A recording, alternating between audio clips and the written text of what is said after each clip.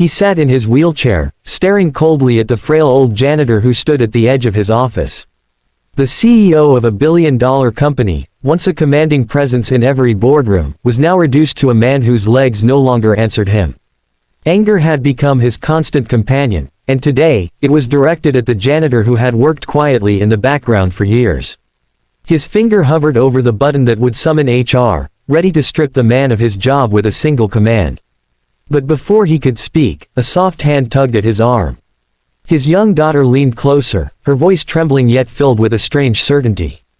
"Daddy, don't fire him. I will heal you." The words hung in the air like a spark in darkness.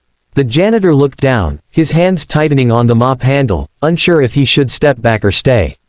The CEO froze, his mind racing. Heal me. What could a child mean by that? His jaw clenched, but something inside him, a piece of the man he used to be, hesitated.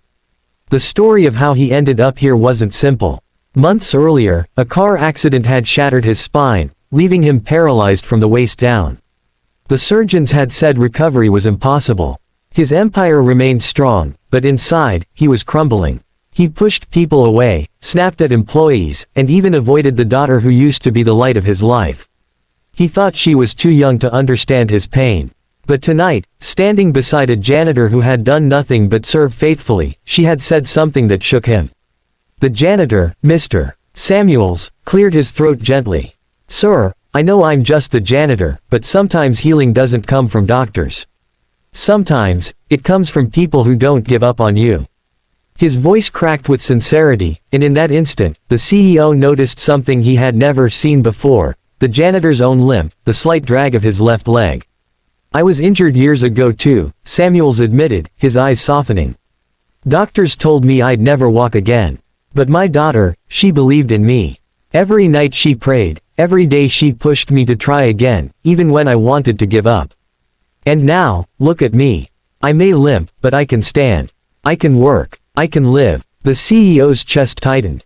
His daughter's tiny hand squeezed his, her eyes wide with tears she had been holding back for months. "Please, Daddy," she whispered again, "don't give up. Don't push people away. You taught me to fight for what matters. Now fight for yourself." It was the first time in months he felt the sting of tears behind his eyes. He released the button that would have ended the janitor's job and instead motioned for him to stay. That night, for the first time since the accident, he allowed his daughter to sit on his lap and talk to him about her dreams. She told him she wanted to become a doctor, so she could help people like him walk again. Her words lit a fire he thought had died forever. Days turned into weeks. Inspired by his daughter's faith, the CEO stopped hiding behind his anger. He began therapy again, real therapy, with effort and discipline this time. It was brutal, painful, humiliating at times. But his daughter was there at every session, holding his hand, clapping for every tiny victory. And the janitor, too, became an unlikely companion, stopping by with quiet encouragement and sharing small exercises he had used in his own recovery. The CEO's company noticed the change. His once icy demeanor began to thaw. Meetings no longer ended with him shouting, instead, they ended with him listening.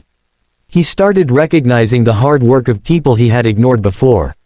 And slowly, he regained something even more valuable than his legs, his humanity. Months later, something remarkable happened. With his daughter watching, her hands clasped in hope, he stood.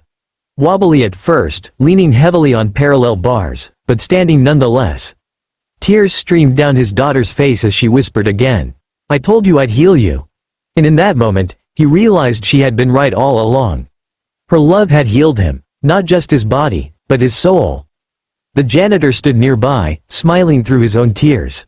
"Sometimes, sir," he said softly, "the strongest medicine isn't found in hospitals.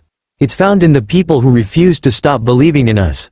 The CEO walked, step by painful step, into a new chapter of his life.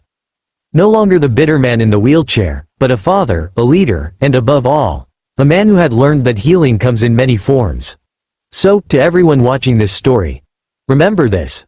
No matter how broken you feel, no matter how many times life tries to tell you it's over, there is always someone who still believes in you. Don't push them away. Hold on to that love, because it might just be the thing that saves you.